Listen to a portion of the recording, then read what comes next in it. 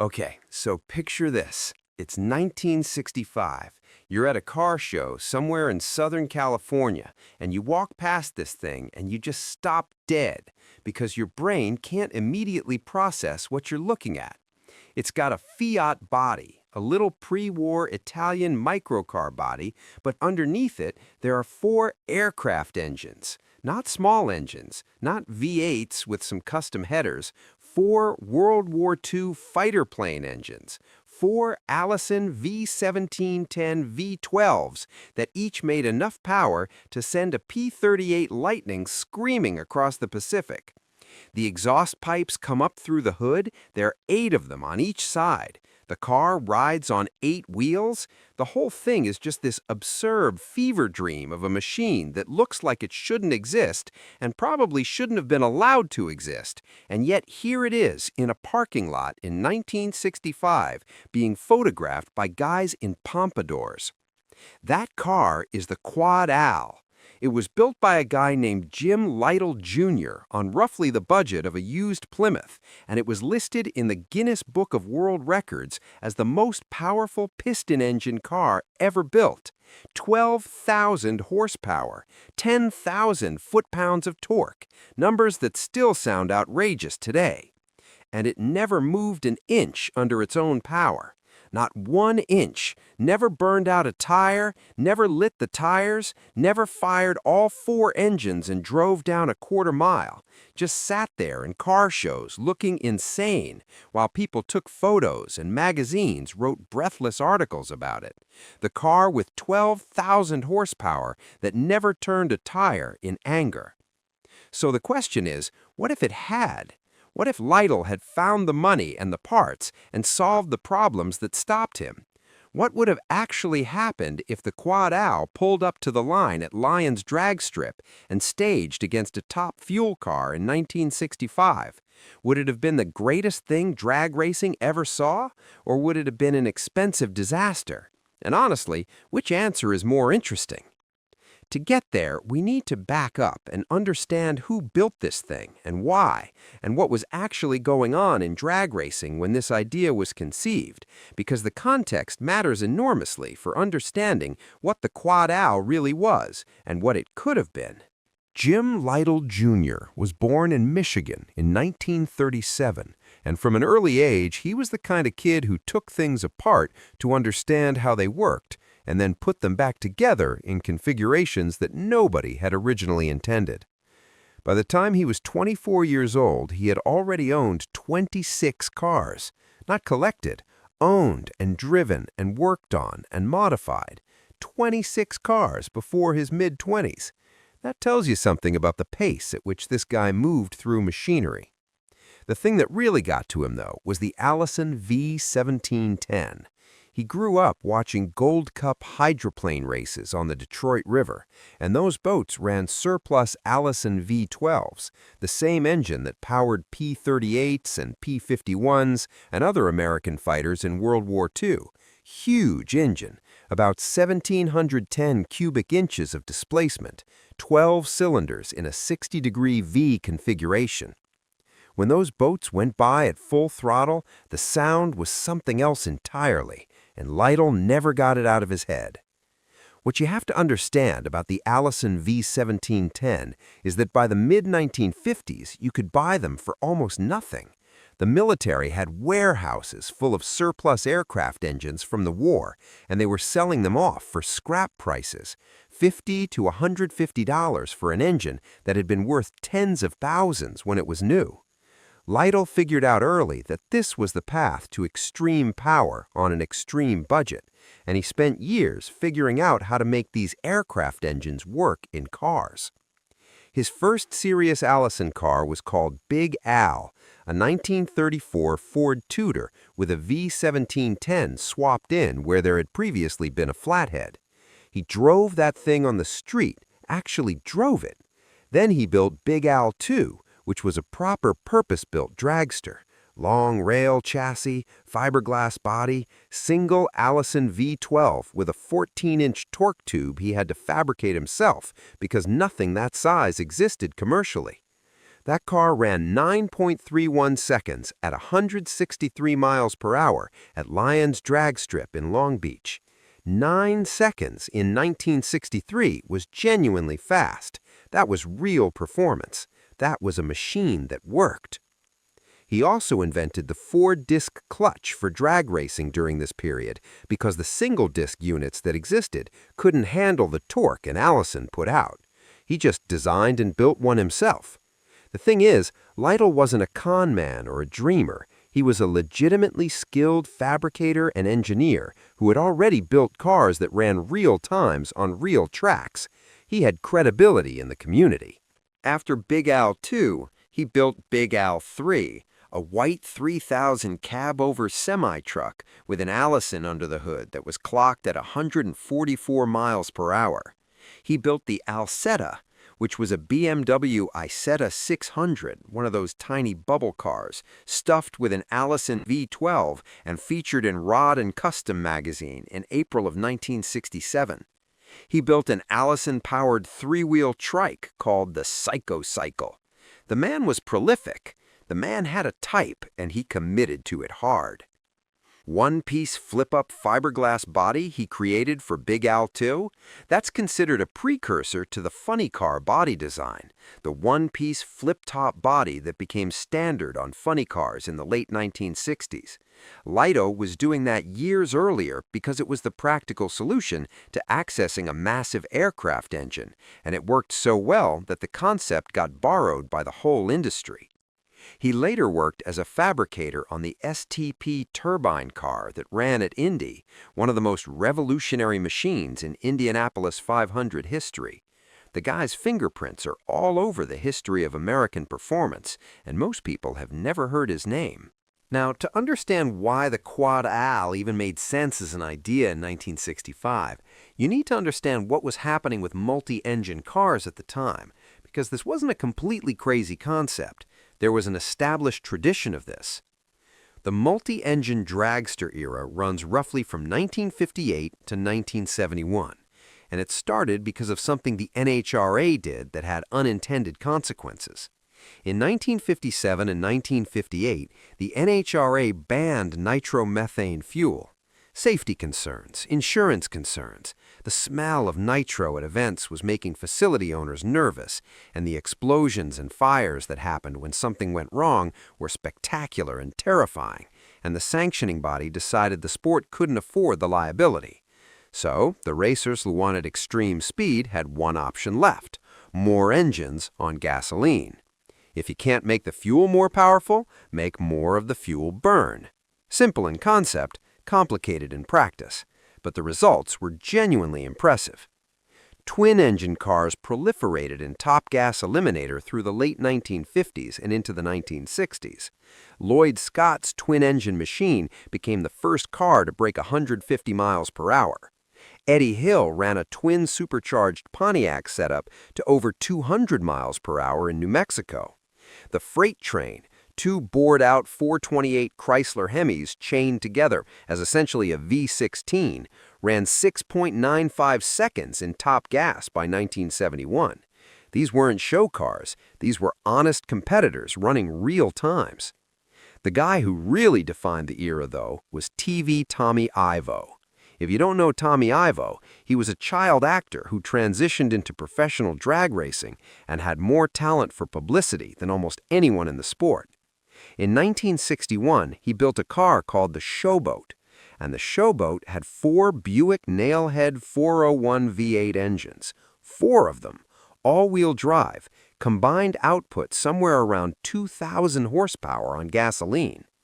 The NHRA immediately banned it from competition, not exhibition, not just this category, competition. The president of the NHRA at the time, Wally Parks, reportedly freaked out when he saw it because he could imagine an entire field of these things plowing through guardrails and into the crowd. Parks personally guaranteed that Ivo's Showboat would be the only car permitted more than 2 engines at NHRA events going forward. Done. No appeal. That's the rule now. But, and this matters, exhibition runs were still allowed, and Tommy Ivo worked exhibition runs.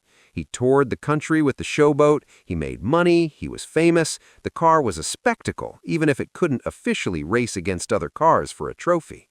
There was a whole economy in drag racing for machines that people just wanted to come out and see, even if they weren't in the actual competition bracket. Mickey Thompson had already proved a related concept at Bonneville. His Challenger in 1960 used 4 Pontiac V8s and hit 406 miles per hour, making Thompson the first American to break 400 on land. Thompson had more experience with multi-engine vehicles than almost anyone, and he actually helped Ivo design the Showboat's layout. So the idea of 4 engines as a serious power solution had legit credentials behind it. Lytle looked at all of this and did the math in his head. Ivo had 4 Buick V8s making roughly 2,000 horsepower. Lytle had 4 Allison V12s making somewhere between 6,000 and 12,000 horsepower, depending on whose estimates you believe. 4 times Ivo's idea, but with engines that individually put out more power than all 4 of Ivo's combined. The concept was totally logical given the rules of the game in 1964. The Quad Al came together over the winter of 1964 and 1965, and the origin story is both simple and completely characteristic of the guy who built it. His friend Ron Jolliffe sketched out a rough design of a coupe with 2 Allison engines side by side. Lytle looked at it and said something to the effect of, "Ivo's got 4 engines, why don't we?" And that was basically the whole planning meeting. Before he touched metal, Lytle built a scale model. He used 4 AMT Allison plastic model kits and a Fiat Topolino kit, and he arranged them on a workbench to figure out if the packaging worked before committing to full-scale construction. The fact that he used a Fiat Topolino as the body is both perfect and absurd.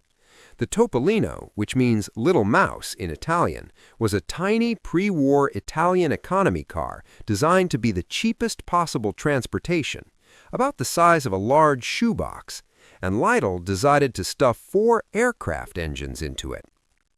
Cal Automotive, also known as Fibercraft, donated the fiberglass Topolino body and grill shell. Moon provided fuel tanks. Champion supplied special spark plugs originally developed for Allison-powered racing hydroplanes, unshrouded racing plugs that could handle the combustion demands of these engines. Lytle sourced the 4 Allison engines from surplus dealers for somewhere between $50 and $150 each. He fabricated the chassis himself out of 3-inch square tubing with 1/4-inch walls on a 160-inch wheelbase. The 4 engines were arranged in 2 side-by-side pairs, front pair and rear pair. Each pair shared a common bell housing. The front engines faced rearward toward the driver, and the rear engines faced forward, which meant they had to be tilted 15 degrees to get the throttle linkage and carburetors to align correctly. Each engine ran a single 2-barrel Stromberg carburetor that weighed 40 pounds by itself. The whole car rode on 8 wheels, dually pairs of 16-inch Ford V8 rims front and rear, wrapped in M&H Racemaster bias ply tires, 10 inches wide up front and 10.5 at the rear. Total weight, somewhere around 7,000 pounds. The build cost was remarkable. The entire project came in at roughly $2,000 to $3,000, including the engines. The car that Guinness would eventually call the most powerful piston engine machine ever built cost less than a new Mustang. That's the budget Lytle was working with. And then it was done. Visually done. Mechanically present in almost every respect, except for the one thing that actually mattered. No drivetrain. To connect 4 V12 aircraft engines to wheels and actually propel the car, you need custom ring and pinion gear sets and custom clutch assemblies, because nothing off the shelf comes anywhere close to handling the torque involved. Lytle got quotes. The custom drivetrain components came in at around $5,000. $5,000 in 1965 was about the price of a full year's salary for someone making what Lytle was making as a design draftsman. $110 a week, that's what he was earning. $5,000 was unattainable. The car that could theoretically make 12,000 horsepower never moved under its own power because the builder couldn't afford the clutch. That gap, that specific $5,000 gap between a complete show car and an actually functional racing machine, is the central fact of the Quad Owl's existence. Everything else flows from that. Here's where the story gets complicated, and we need to be honest about what the Quad Owl actually was and wasn't. There's a historian and automotive writer who goes by Magoo. He writes for Mac's Motor City Garage and participates in some of the more serious enthusiast forums. And he has looked at this car hard, and his conclusion is not gentle.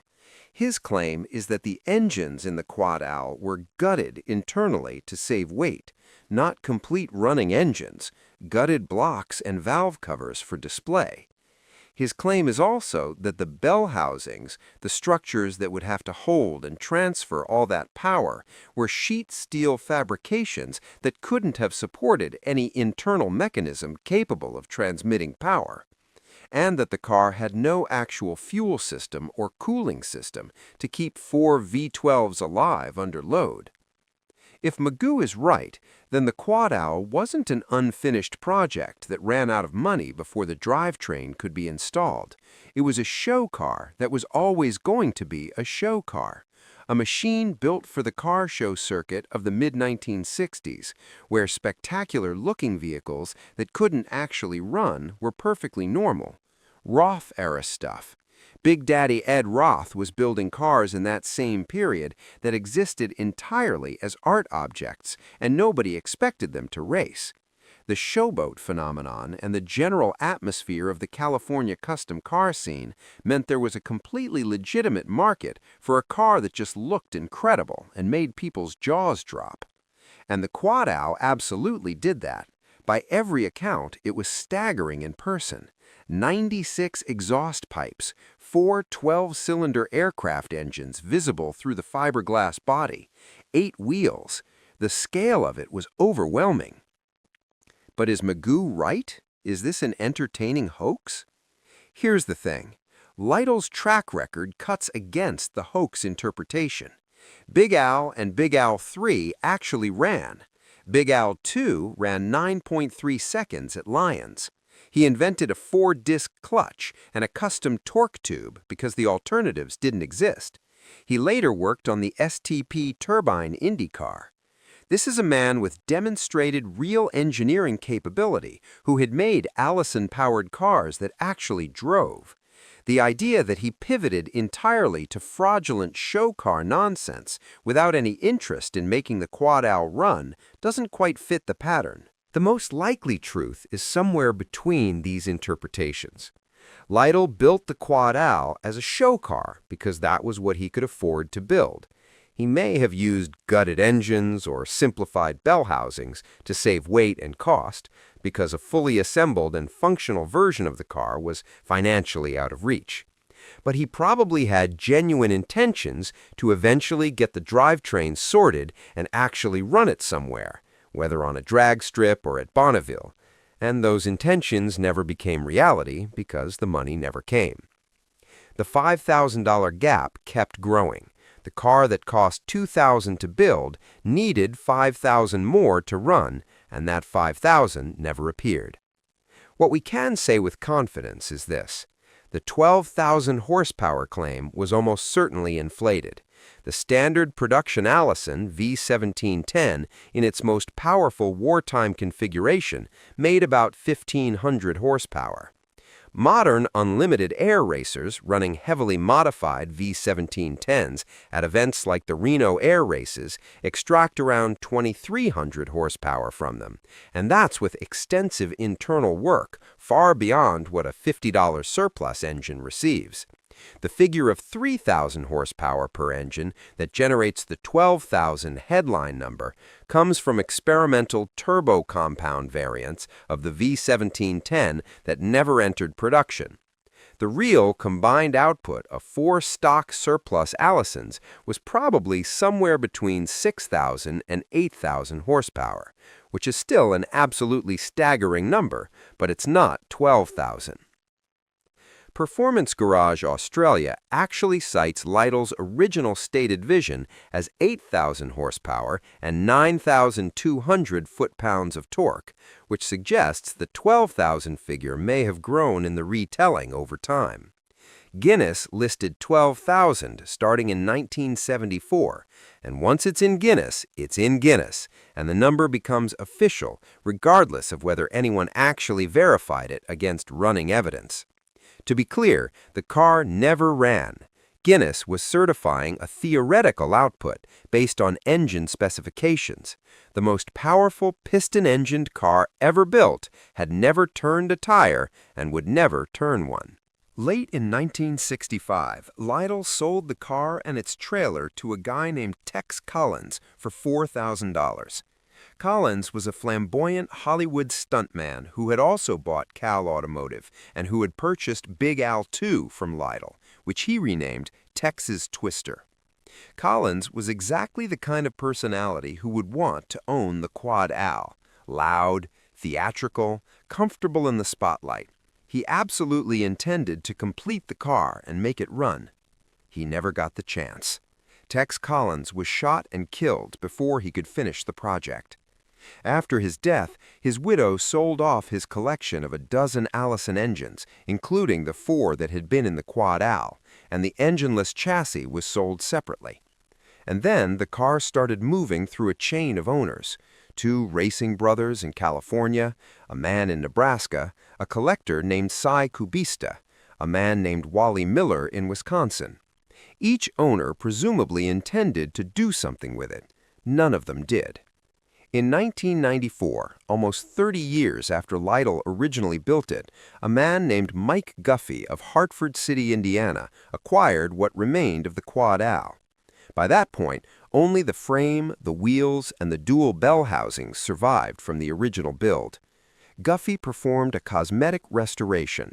He sourced 4 mock Allison engines, blocks and valve covers without functioning internals, for display, and got a replacement Fiat Topolino fiberglass body. The car got back to looking like the Quad Al, even if it was never going to run like one. The reason it's never going to run like one in its current form is also illustrative. Fully restored, operational Allison V1710 engines in good condition cost somewhere between $30,000 and $40,000 each today. 4 of them is $120,000 to $160,000 just in engines before you get to the custom drivetrain that stopped Lytle in 1965 and hasn't gotten cheaper.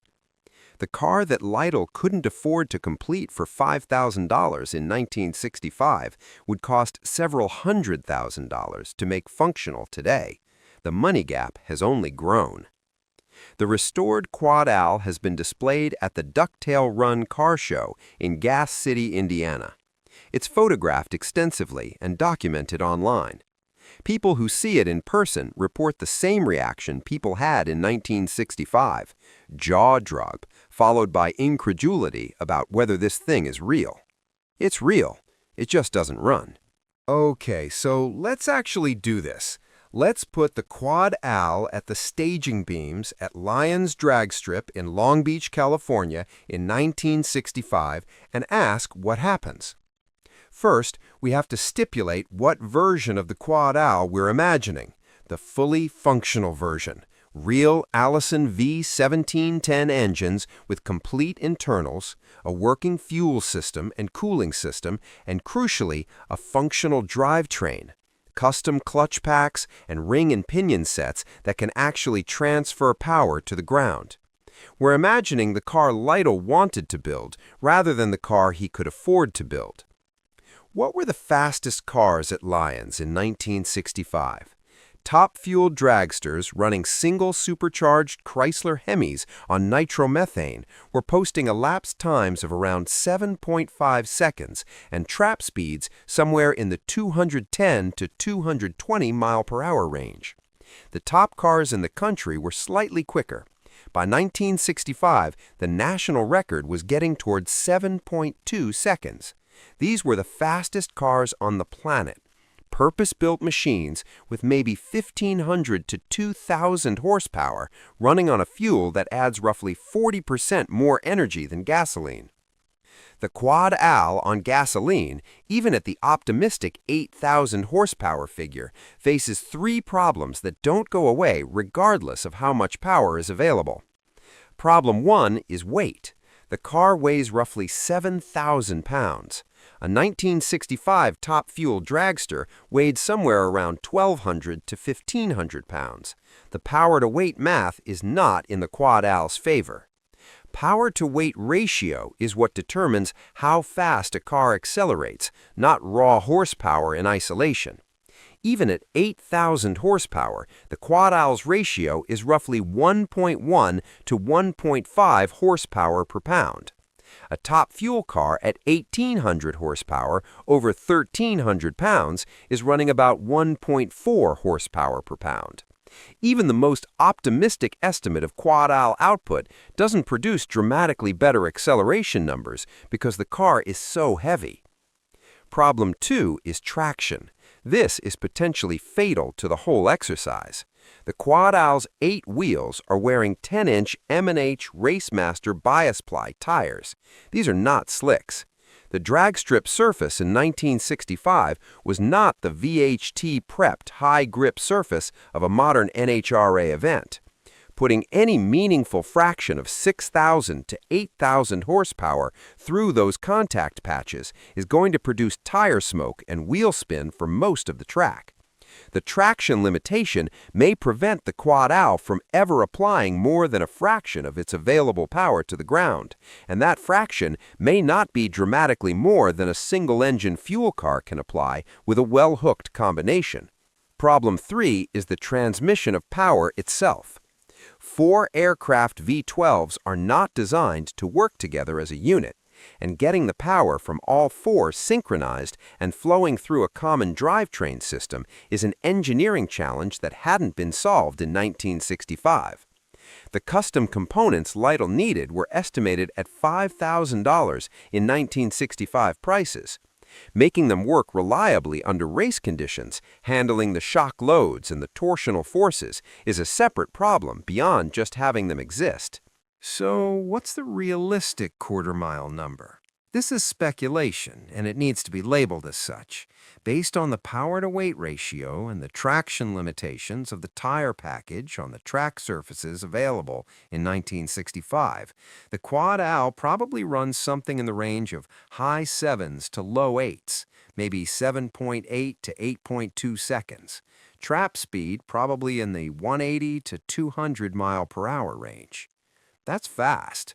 On a 1965 drag strip, that's a genuinely impressive elapsed time. The audience would be losing their minds. But it's not faster than a top fuel car. The national record in top fuel by 1965 was heading into the mid-7s, and the fastest fuel cars were already running deeper than 7.5. The Quad Al, the car with 6,000 to 8,000 horsepower, probably can't beat a well-prepared nitromethane-burning single-engine top fueler. The reason is exactly what the power-to-weight numbers show. A single top fuel engine on nitro is essentially making power comparable to 2 Allisons. It weighs a fraction as much. It can use wider, slick tires that hook better, and it's optimized for the specific task of going as fast as possible in a quarter mile, rather than being optimized for whatever a World War II fighter plane needed to do. The Allison V1710 was an incredible engine for its intended application, but its intended application wasn't drag racing. Now, here's the thing, though. None of that math matters from the crowd's perspective. If the Quad Al pulls up to the staging beams at Lyons in 1965 and fires all 4 Allison V12s simultaneously, the sound alone would stop everyone on the property cold. We're talking about 96 cylinders firing at once, 6,840 cubic inches of displacement running at full song. The exhaust note of an Allison V1710 in an aircraft is already one of the great sounds in American history, and here are 4 of them at arm's length. The crowd would not be thinking about elapsed time. The crowd would be thinking they were at the end of the world. And when it left the line, even if it was spinning tires and making a magnificent tire smoke spectacle for the first 100 feet before hooking up, it would be one of the most viscerally overwhelming things anyone in that crowd had ever seen at a drag strip. The car would be huge. It would be loud enough to feel inside your chest. It would accelerate like something deranged, even if the numbers didn't beat the record holders. And it would cross the finish line trailing fire and exhaust and noise, and everyone would be screaming. That's the answer to the what-if question. Not the elapsed time, that's interesting to speculate about, but it's secondary. The answer is that the Quad Al at a 1965 drag strip would have been the single most overwhelming spectacle drag racing had ever produced. Not the quickest car, not the record holder, the most unforgettable thing anyone there ever saw. The exhibition economy of 1960s drag racing was real, and it was lucrative for the right machines. Tommy Ivo made a career out of the Showboat, doing exhibition runs that drew crowds specifically to see his car, even though it couldn't officially compete. Track operators would pay appearance fees for spectacular vehicles that drove attendance. Spectators would buy tickets specifically to see a car they'd heard about. The match race and exhibition circuit existed parallel to the official competition ladder. And for a car like the Quad Al, it was probably the more appropriate venue anyway. Think about what the Quad Al exhibition tour would have looked like if Lytle had found the money and completed the car in late 1965 or 1966. He's doing burnouts that fill the entire track with smoke. He's doing runs where the car hooks and goes, and the sound is like nothing anyone has experienced before. He's got photos in Hot Rod and Drag Racing USA and National Dragster. He's on the AHRA exhibition circuit because the NHRA has already banned multi-engine cars from competition, and the AHRA was always slightly more permissive anyway. He's packing tracks. The car would have been worth far more as a touring exhibition than as a competition entry. Lytle understood this about the Showboat, and he would have understood it about the Quad Al. The money was in the spectacle, and the Quad Al was perhaps the most spectacular thing anyone had ever built on a drag racing budget. But it would have required Lytle to have that $5,000 or a sponsor willing to provide it, and that was always the problem. He was a $110 a week design draftsman. Sponsors in that era went to teams with existing track records in competition because the return on sponsorship was measured in wins and records. An exhibition car, even one as sensational as the Quad Al, had to pay for itself out of appearance fees rather than attracting team sponsorship. The numbers probably worked eventually, but getting past the initial outlay was the wall Lytle couldn't climb. What he needed was someone like Tommy Ivo, who understood showmanship and had existing industry connections and the capital to invest in completing the car. What he got was Tex Collins, who had the enthusiasm but got shot before anything could happen. The other path that never quite materialized was Bonneville. Lytle apparently considered running the Quad Al at the Bonneville salt flats as well as at drag strips. The contexts are completely different, and Bonneville presents an interesting alternate scenario. At Bonneville, you're not limited to a quarter mile. You have miles of flat salt to work with. The weight penalty is less catastrophic because you have room to accelerate through it. Traction is actually worse on salt than on a prepped drag strip surface, but the distance available means wheel spin in the early part of the run is less damaging to the final speed than it would be in a 1,320-foot sprint. Land speed racing in the 1960s was also a different competitive landscape.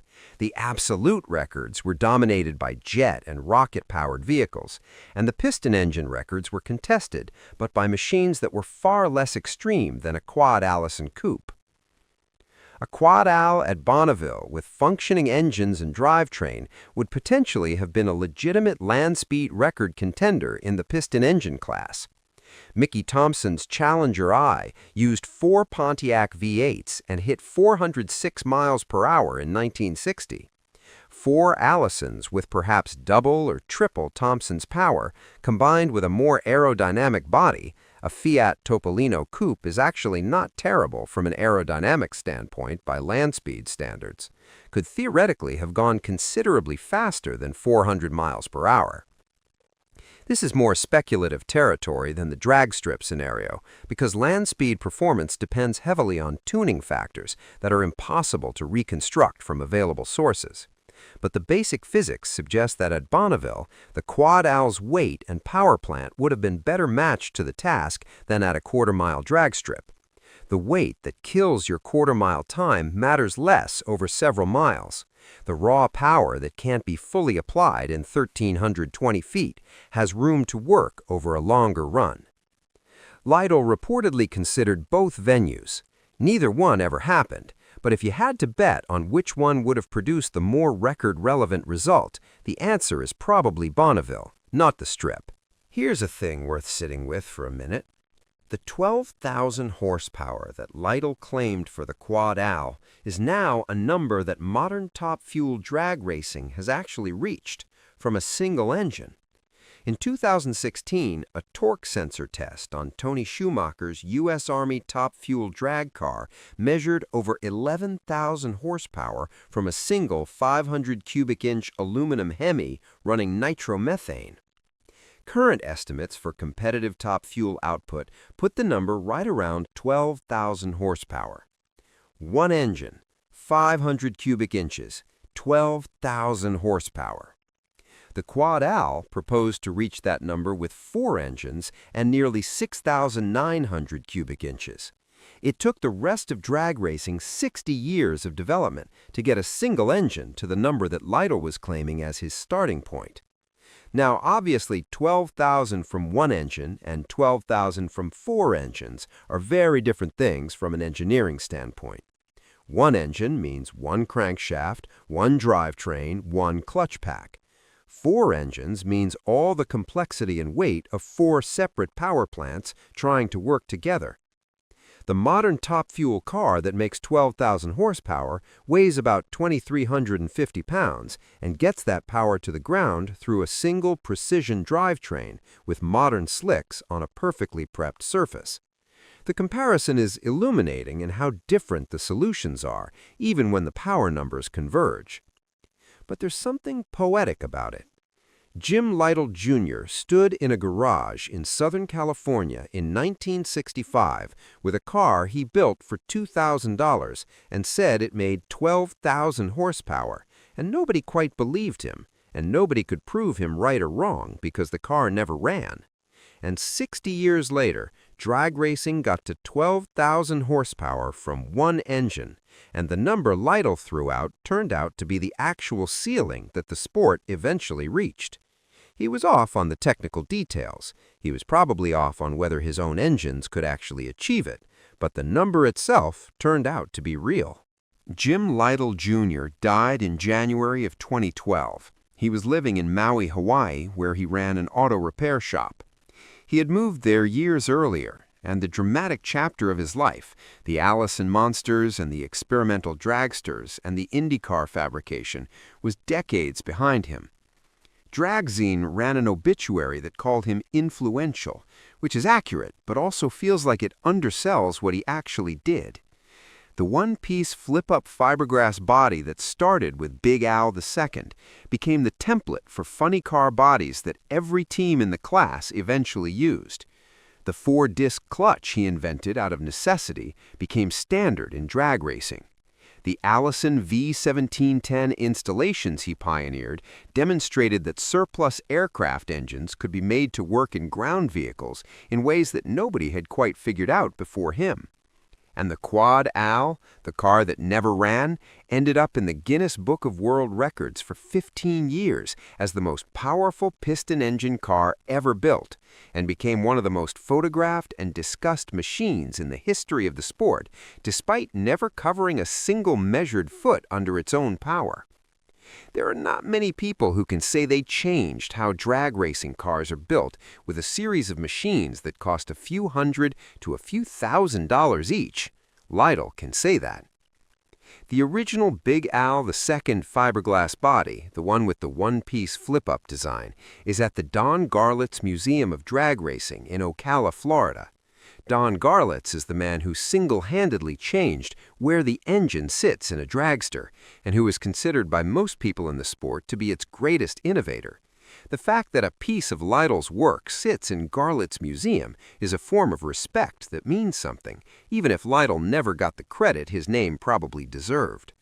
The Quad Al itself is in Indiana, cosmetically restored, not running, probably never going to run given the economics of what it would take. Mike Guffey has kept it alive as a display piece, and it still makes people stop and stare and try to figure out what they're looking at when they see it for the first time. 96 exhaust pipes, 4 aircraft engines, 8 wheels, built for $2,000 in the winter of 1964 by a guy making $110 a week. What if it had hit the strip? Here's the honest answer after going through all of this. It would have been the most spectacular quarter-mile run in the history of drag racing, even if the elapsed time didn't beat the record holders. The weight would have been a serious disadvantage, and the tire package wasn't matched to the power, and the complex drivetrain would have needed serious development work before it was reliable.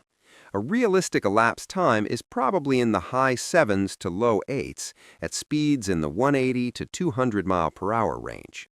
That's fast. That's legitimately impressive. It's probably not enough to beat the best top fuel cars of 1965 on pure elapsed time. But the question assumes the point was the elapsed time. The Quad Al was never really about the elapsed time. It was about the idea, about what you could do with a surplus aircraft engine and $150 and enough stubbornness to actually build the thing. About whether the most insane idea on the car show circuit could be made into a real machine that drove down a real track in front of real people. The exhibition run would have been worth more than the number on the time slip. The sound of 4 Allison V12s firing together at the launch would have been worth more than the elapsed time. The smoke and the noise and the sheer overwhelming presence of the thing would have been worth more. Lytle almost built something unforgettable. He was $5,000 short of it. And what he built instead, the static, non-running, technically dubious but visually magnificent Quad Al, turned out to be unforgettable anyway, just in a different way than he probably intended. The car with 12,000 horsepower that never turned a tire. That's not a sad ending. That's a perfect one for the 1960s custom car era. Ambition and spectacle and ingenuity and just enough money to build the dream, but not quite enough to make it go. That's the Quad Al.